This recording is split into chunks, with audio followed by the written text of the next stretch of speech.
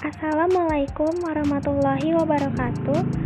Nama saya Putri Septiani dari kelas 5A Administrasi Negara kelas pagi. Ingin menjelaskan materi tentang etika jabatan. Di sini ada pengertian etika jabatan. Etika itu sendiri berasal dari kata ethos Yunani kuno yang berarti kesusilaan. Dalam bahasa Indonesia, kata ethos menjadi etik atau etika yang berarti norma, kaidah, aturan, atau tak dinilai. Etika jabatan dimaksudkan sebagai jabatan dari perilaku standar seorang pimpinan dalam menjalankan tugas. Selain itu, pengertian lain dari etika jabatan Aswege menurut Didi Wahyu, etika jabatan adalah merupakan salah satu syarat yang berlaku dalam lingkungan pekerjaan atau profesi dan berisi cita-cita atau syarat-syarat maupun ketentuan-ketentuan yang antara lain sebagai berikut. 1. Untuk menduduki jabatan tertentu berdasarkan perlu syarat-syarat pengetahuan khusus. Ada technical skills dan technical know-how. Yang kedua, perlunya pendidikan yang memungkinkan seseorang mempersiapkan diri di lapangan khusus tersebut.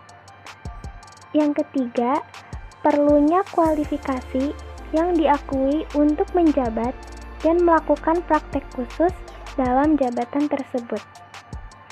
Yang keempat, adanya suatu wadah yang melaksanakan praktek profesi tersebut. Yang kelima, adanya kode etik atau kode kehormatan yang mengatur perilaku anggota yang mengikat. Yang keenam, adanya kesadaran anggota untuk mengabdikan diri sebagai tanggung jawab profesi. Selain itu, adapun sikap-sikap yang sesuai dengan etika jabatan adalah sebagai berikut. Yang pertama, mau menerima penilaian-penilaian orang lain tentang diri pribadinya dan penilaian itu diambil segi positifnya. Yang kedua, selalu mengoreksi diri pribadi atas penilaian atau kritik dari orang lain. Yang ketiga, sabar dan bijaksana dalam menghadapi segala persoalan dan mampu mengatasi persoalan tanpa merugikan orang lain. Yang keempat, selalu memberikan saran yang positif dan selalu memperhatikan kepentingan orang lain. Yang kelima, mengetahui aturan-aturan sopan santun dan selalu menghormati pendapat dan kepentingan orang lain. Yang keenam, berpikir sehat dan selalu menunjukkan kesungguhan, artinya tidak berpura-pura atau basa-basi. Selanjutnya ada beberapa tujuan dari etika jabatan, yaitu 1. Memandu seorang pimpinan dalam berperilaku. Kedua, menghindari perilaku negatif dan destruktif. Yang ketiga, membentuk citra pemimpin. Yang keempat, menghayati falsafah jabatan. Di sini ada tugas dan tanggung jawab pejabat. 1. Tahu visi dan misi beserta tugas pokoknya. Yang kedua, tahu jumlah pembantunya atau bawahannya. Yang ketiga, tahu nama-nama karyawannya. Yang keempat, tahu tugas masing-masing bawahannya atau karyawannya. Etika sudah cukup lama berkembang menjadi wacana yang diperdebatkan dalam berbagai profesi, seperti hukum, politik, filsafat, administrasi publik, dan sektor-sektor lainnya. Pengertian selalu dikaitkan dengan prinsip-prinsip untuk mengevaluasi suatu perbuatan baik atau buruk, benar atau salah. Etika berkaitan dengan standar-standar pertimbangan mengenai nilai benar dan salah yang harus dijadikan pegangan bagi seseorang untuk melakukan atau tidak melakukan sesuatu. Nilai-nilai etik itu dapat dibedakan antara nilai yang bersifat normatif dan nilai yang bersifat deskriptif. Yang pertama, di sini ada nilai yang bersifat normatif. Itu menggambarkan standar-standar tentang perbuatan yang benar dan salah. Normatif etika berusaha menentukan apakah dapat dibenarkan untuk memegang kepercayaan yang demikian itu. Yang kedua, ada nilai yang bersifat deskriptif. Nilai yang bersifat deskriptif itu berkenaan dengan penyelidikan empiris mengenai keyakinan-keyakinan moral seseorang. Deskriptif etika berusaha untuk menentukan seberapa besar porsi warga masyarakat yang percaya bahwa pembunuhan itu salah. Selanjutnya di sini ada pengaruh etika jabatan terhadap kinerja aparatur sipil. Dari uraian tentang konsep etika jabatan di atas, dapat dipahami bahwa etika jabatan merupakan nilai-nilai, norma-norma, atau standar-standar yang mengatur perilaku moral para aparatur atau pejabat publik atau aparatur dalam melaksanakan tugas dan melakukan tindakan jabatan. Menurut Wijaya 2003, Kumorotomo 2000, etika jabatan berusaha menentukan norma-norma mengenai apa yang seharusnya dilakukan oleh setiap aparatur dalam melaksanakan fungsinya dan menjalankan jabatannya. Jadi, kesimpulannya adalah bahwa etika jabatan dapat berpengaruh terhadap kinerja aparatur. Artinya, semakin baik pemahaman dan penghayatan aparatur terhadap etika jabatan, maka akan semakin tinggi pula kinerja yang dicapai. Selanjutnya, ada definisi operasional variabel penelitian. Yang pertama, variabel penelitian etika jabatan.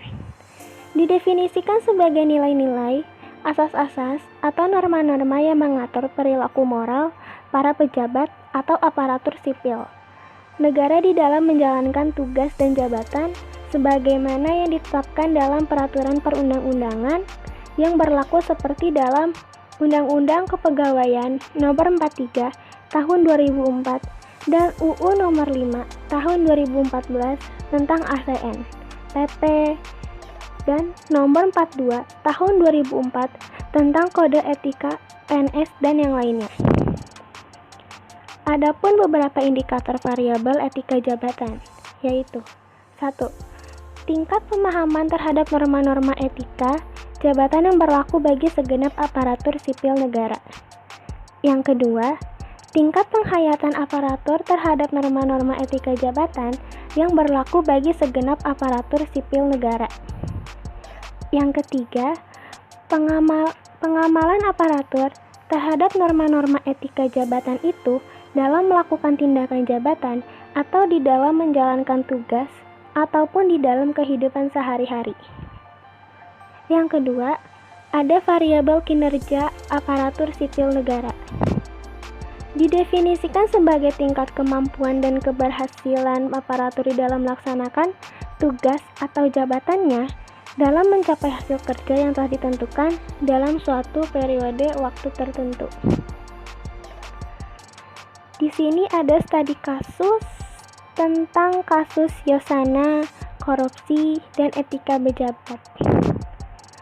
Pada awal tahun 2020, tepatnya pada bulan Januari, Komisi Pemberantas Korupsi melakukan operasi tangkap tangan terhadap komisioner Komisi Pemilihan Umum, yaitu Wahyu Setiawan, yang ditetapkan sebagai tersangka kasus dugaan suap dalam penetapan anggota Dewan Perwakilan Rakyat periode 2019 sampai dengan 2024. Kasus ini menyeret sejumlah nama politikus, termasuk Sekretaris Jenderal Partai Demokrasi Indonesia Perjuangan atau PDIP Hasto Kristianto.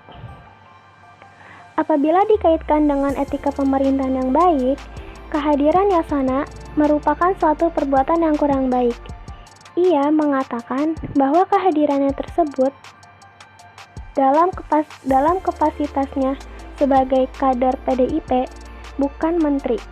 Namun hal itu tetap kurang etis karena dia hadir tanpa izin presiden, Mengingat posisinya sebagai pembantu presiden, selain itu, kehadiran Yasona menimbulkan konflik kepentingan antara pemerintah dan kerja-kerja pemberantasan korupsi KPK, sehingga dapat berdampak pada proses penanganan perkara yang sedang dilakukan oleh KPK. Tindakan Yasona itu merupakan salah satu bentuk pelanggaran terhadap etika pejabat negara maupun etika pemerintahan. Dalam penyelenggaraan pemerintahan yang baik, pejabat negara dituntut untuk mewujudkan pemerintahan yang bersih dari korupsi, kolusi, dan nepotisme. Karena itu, perbuatan tersebut dianggap bertentangan dengan Undang-Undang Nomor 28 Tahun 1999 tentang penyelenggaraan pemerintahan yang bersih dari korupsi, kolusi, dan nepotisme. Kedudukan Yasona sebagai Menteri Hukum merupakan bagian dari penyelenggara negara, tapi dia hadir dalam konferensi pers tersebut. Hal ini sangat bertentangan dengan ketentuan undang-undang di atas. Karena tindakannya itu, Yasona telah melanggar asas hukum penyelenggaraan negara, yakni melanggar asas kepentingan umum dan asas profesionalitas sebagaimana diatur dalam pasal 3 undang-undang tersebut. Karena pelanggaran beberapa ketentuan tersebut dan kedudukan Yasona sebagai pembantu presiden, sebaiknya presiden memberikan sanksi, baik berupa teguran maupun pemberhentian, sebab hal itu akan menjadi contoh yang buruk bagi pembantu-pembantu presiden lainnya. Selain itu, hal tersebut akan memberikan presiden yang buruk karena sangat bertentangan dengan janji dan semangat pemberantasan korupsi oleh pemerintahan Jokowi Ma'ruf.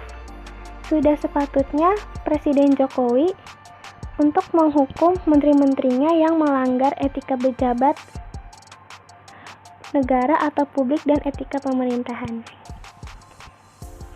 Sekian pembahasan materi dari saya. Apabila ada kata-kata yang kurang berkenan dan salah-salah kata, saya mohon maaf yang sebesar-besarnya.